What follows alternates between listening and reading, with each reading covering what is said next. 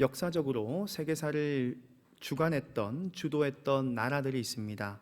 애굽, 바벨론, 또 로마, 영국, 미국과 같이 한 시대, 한 세계를 지배했던 그런 국가들이 있습니다. 오늘날에 그들이 얼마나 큰 영향력을 미쳤는가 생각해 볼 때 언어를 통해서 또 그 영향력을 우리가 알게 됩니다. 지금 가장 큰 강대국이 미국인 것처럼 그 미국이 사용하는 영어가 또 세계적으로 가장 공통적인 언어가 된 것처럼 세계사적으로도 강하고 또 그 세계를 주도했던 나라들의 언어가 그 지역을 많이 영향력을 끼치는 것을 볼 수가 있습니다. 이 본문이 기록된 당시에 근동의 대부분의 나라가 아람어를 사용할 만큼 아람은 대단한 나라였습니다.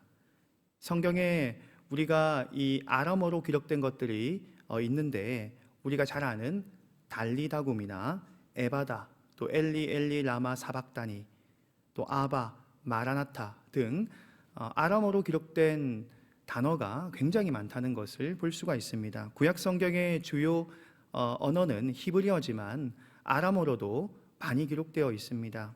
예를 들면 에스라서 4장부터 7장까지나 또 다니엘서 2장부터 7장까지 또 예레미야에서도 몇몇 부분 아람어로 기록된 부분이 있을 정도입니다. 그만큼 이 아람이라는 국가는 그 당시에 큰 영향력을 가졌고 여러 면으로 앞서가는 국가였습니다. 그 아람이라는 나라에 오늘 본문의 나아만 장군이 군대 장관으로 재직을 하고 있었습니다. 그는 군대 장관이었습니다. 5장 1절에 기록된 것에 보면 이 나아만 장군은 아람의 군대 장관으로서 아람을 구원하게 했다라고 할 정도였습니다. 한 아람이라는 나라가 전쟁에서 이기고 또 패하는 것에 그 결정적인 역할을 하는 사람이 이 바로 나아만 장군이었다는 것입니다. 왕 다음으로 몇몇 안 되는 그 권력자들 중에 한 사람이었을 것입니다. 그가 군복을 입고 나서면 그 누구도 그의 명령을 거부하기가 어려웠을 것입니다.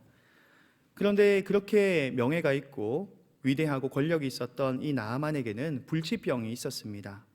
나병, 즉 문둥병이었습니다. 겉으로는 큰 위엄과 부와 또 명성과 권위가 있었지만 속으로는 이 문둥병과 처참하게 씨름하며 살이 썩어가고 서서히 죽어가고 있었던 사람이었습니다. 당시 문둥병은 상당히 무서운 불치병이었습니다. 우리가 성경에 보면 이 문둥병, 나병이 많이 기록되어 있는데 지금 우리가 생각하는 한센병, 문둥병과 동일한 것일 수도 있고 그 당시에 문둥병, 한센병이라는 것은 훨씬 더 넓은 의미로 아주 지독한 피부병을 일컫는 넓은 의미로 우리가 이해하면 좋겠습니다.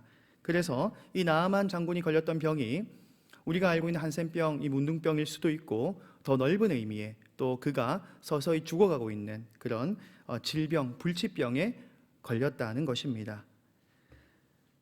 그에게는 치료가 필요했습니다. 그 죽음을 멈출 수 있는 구원이 필요했습니다.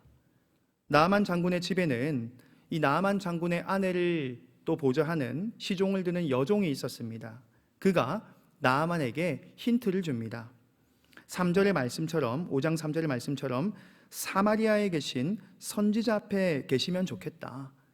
이 사마리아에 계신 그 선지자 앞으로 나아가면 좋겠다라고 하는 것입니다. 그러면 이 나아만 장군이 앓고 있던 그 나병이 고쳐질 것이다 라고 말을 하게 됩니다. 여기서 사마리아에 계신 선지자라고 하고 있는데 이는 엘리사를 가리킵니다. 엘리사의 주된 거주 공간은 성경에 기록된 대로 이 갈멜산과 사마리아 성읍에 그가 거주하고 있었습니다. 엘리사는 엘리야와 다르게 광야를 도망다니거나 극한 투쟁을 벌인 일이 없습니다. 그는 자주 왕궁을 왕래하기도 했고 왕과 고관들을 만났던 사람이 바로 엘리사입니다. 이 사건 당시에 엘리사는 사마리아 성읍에 거주를 하고 있었습니다. 이 나아만 장군의 집에 있었던 이 시녀의 말과 같이 그는 사마리아에 거주하고 있었던 것입니다. 그 여종은 알고 있었습니다. 나아만 장군의 집의 여종은 오직 엘리사를 통해서 이 엘리사를 통한 하나님의 능력을 통해서 이 병이 치유될 것이다 라는 믿음을 가지고 있었습니다. 이 믿음을 통한 제안은 나아만 장군의 인생을 송두리째 바꿔놓는 큰 시발점이 되었습니다. 복된 소식이, 복된 일이 이제 나아만 장군에게 일어나는 것입니다.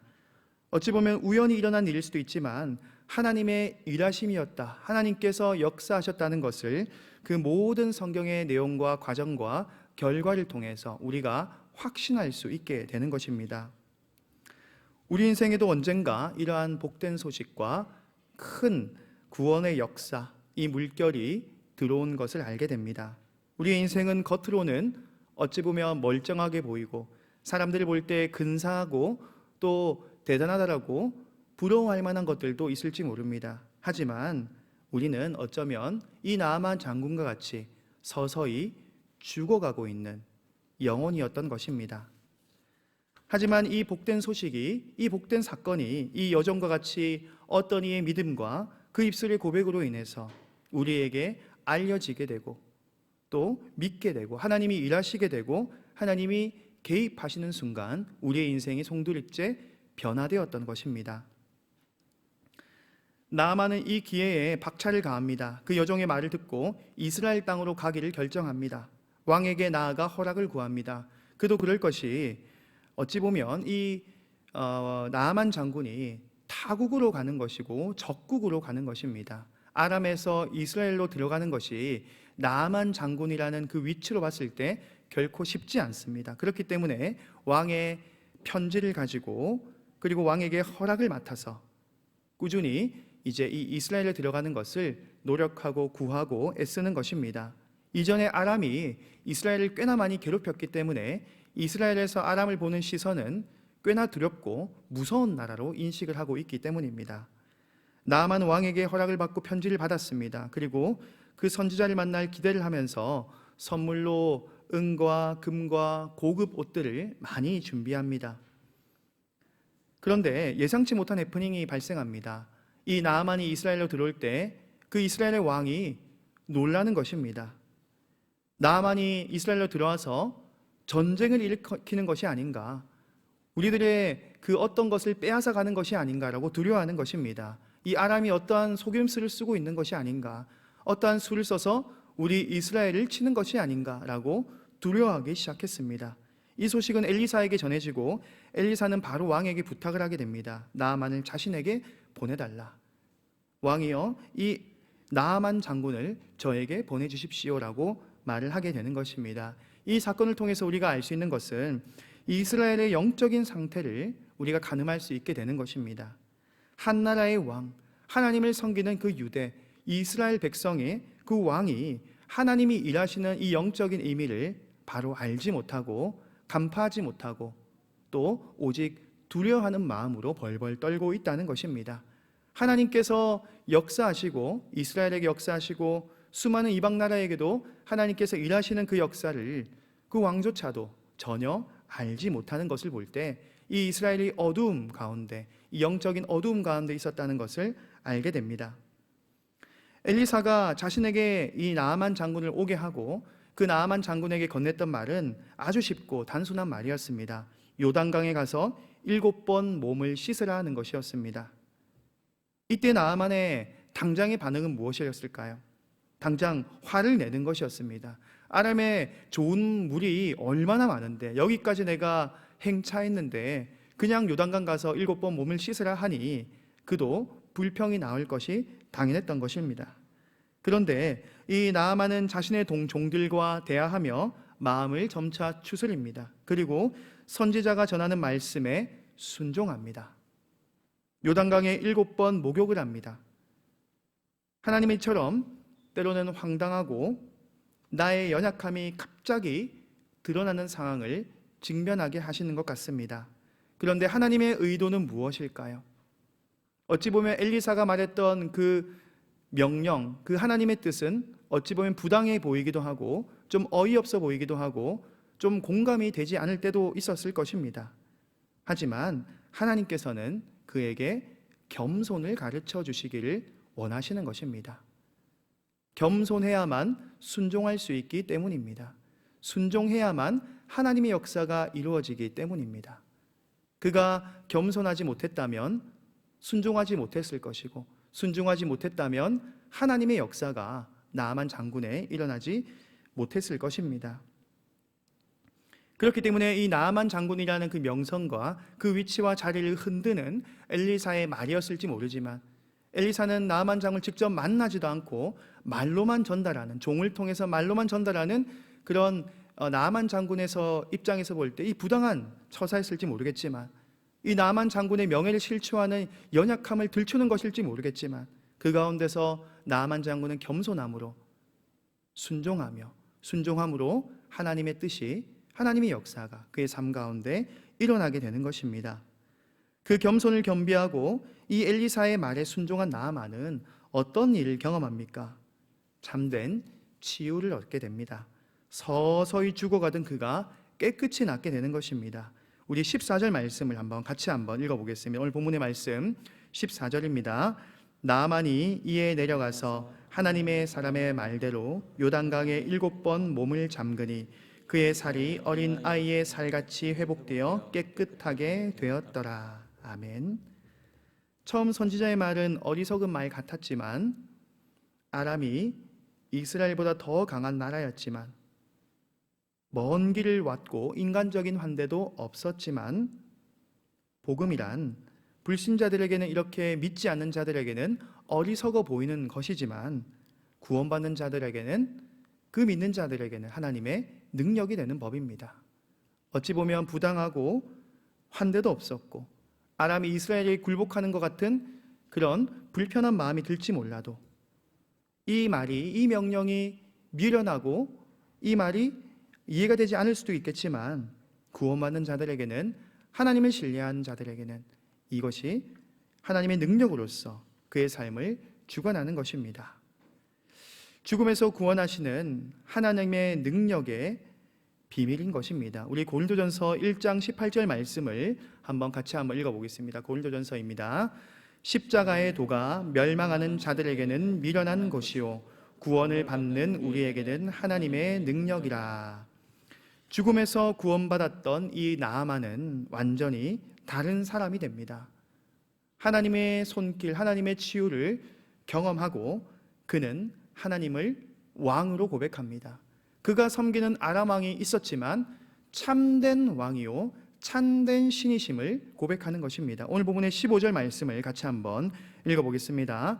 나아만이 모든 군대와 함께 하나님의 사람에게로 돌아와서 그의 앞에 서서 이르되 내가 이제 이스라엘 외에는 온 천하에 신이 없는 줄을 아나이다.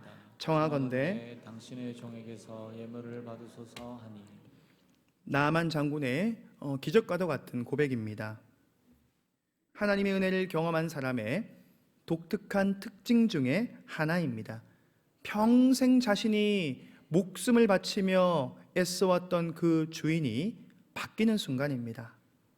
자신이 가장 좋아했던 것, 자신이 가장 큰 목숨을 바칠 만큼 충성했던 대상이 하나님으로 바뀌는 순간입니다. 하나님을 자신의 왕으로 섬기고 하나님을 유일한 신으로 삼고 그는 하나님을 선택하고 하나님을 고백하고 하나님께 충성합니다. 삶의 실질적인 고백과 변화가 일어나는 순간입니다. 명예와 자존심보다 더 중요한 게 생겼습니다. 처음에 엘리사가 만나주지 않고 요단강에 가서 7번 씻으라고 말 전할 때는 사실 나아만 장군이 꽤나 기분이 나빴습니다. 자존심이 실추되고 명예가 상하는 것 같았습니다. 그런데 그는 이제 어떤 반응을 보이고 있습니까? 이 아람의 군대 장관, 이 왕만큼이나 힘이 강한 이 나아만 장군이 적국, 아니 약소국 이스라엘에 와서 이스라엘의 하나님을 찬양하고 있다는 것입니다. 자존심, 명예, 그런 것이 중요한 것이 아니라 하나님, 그 하나님이 나의 주인이시고 하나님이 참신이시다는 것이 그의 인생의 가장 중요한 존재가 되어버린 것입니다. 그의 고백은 참으로 우리에게 도전이 됩니다. 예수님도 이 나아만 장군을 딱 집어서 기뻐하시며 또 칭찬하셨던 것을 알 수 있습니다. 누가복음 4장 27절에 보시면 예수님께서 이렇게 말씀하셨습니다. 또 선지자 엘리사 때에 이스라엘에 많은 나병 환자가 있었으되 그 중에 한 사람도 깨끗함을 얻지 못하고 오직 수리아 사람 나만뿐이었느니라. 이 수리아가 이 아람과 같은 말입니다. 수리아 국가, 아람 국가 동일한 말인데 많은 나병 환자가 있었지만 죽음으로 치닫는 많은 고통받는 그런 환자들이 있었지만 나만이 하나님의 말씀을 믿는 믿음으로써 구원을 받았다고 예수님께서 이 나아만 장군을 또 칭찬하는 것을 볼 수가 있습니다. 자신의 우상과 왕됨 그 모든 것들을 버리고 겸손하게 하나님께 엎드리는 것을 하나님은 원하십니다. 그 요단강 물에 완전히 잠겨버리기를 원하시는 것입니다. 나의 모든 죄를 깨끗하게 씻는 그 물과 같이 나의 죄를 깨끗하게 씻고 다시 거듭나는 것, 다시 살아나는 것, 새로운 사람이 되는 것을, 그 죄를 씻어주는 것을 하나님께서는 원하시는 것입니다. 이 마하만 장군이 이 물에서 몸을 씻는 것을 볼 때 우리는 세례를 자연스럽게 떠올릴 수가 있습니다. 물속에 들어갔다 나온 뒤 완전히 변화된 그의 모습, 그의 고백을 한번 기억하시기 바랍니다. 우리가 죄에서 용서받고 씻기고 새롭게 태어난 그 세례를 우리가 기억해야 하는 것입니다. 나만이 새롭게 태어난 그 거듭난 일, 새롭게 된 일, 우리가 세례를 받고 하나님의 자녀가 된 것과 너무나도 닮아 있습니다. 우리도 어떻습니까? 죽을 수밖에 없었던 죄인들입니다. 어찌 보면 속으로는, 겉으로는 멀쩡하고 겉으로는 사람들이 부러워할 만한 것들이 한두 가지씩 다 내세우지 않습니까? 우리는 그것에 집착하고 다른 사람들에게 더 우세한 것들을 내세우며 살아가는 안타까운 영혼이었습니다. 하지만 속은 문드러져 있고 한센병, 문둥병처럼 서서히 죽어가고 있었던 죄인들입니다. 하지만 그리스도의 그 십자가의 사랑으로, 그 십자가에서 완성하신 그 의로 우리를 용서하시고 하나님의 자녀로 삼아 주셨다는 것입니다. 우리를 구원하신 그 하나님께서 우리에게 구원을 주셨을 때에 그 감격과 그 말씀을 기억하고 계십니까? 나를 살리겠다라고 말씀하신, 나만 장군을 살린 것처럼 우리를 죄에서 살려주신 그 하나님의 마음과 그 약속과 그 말씀을 우리는 어떻게 기억을 하고 있습니까?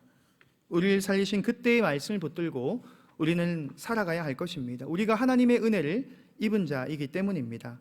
우리를 변화시켜 주시고 거듭난 자, 전혀 다른 존재로 하나님께서는 삼아 주셨고 다시 태어나게 하셨다는 것입니다. 오늘 말씀을 마무리하고자 합니다. 우리가 겸손을 추구하고 겸손을 통해서 하나님의 말씀을 어린 아이와 같이 순종하며 하나님의 뜻을 이루며 살아가야 합니다.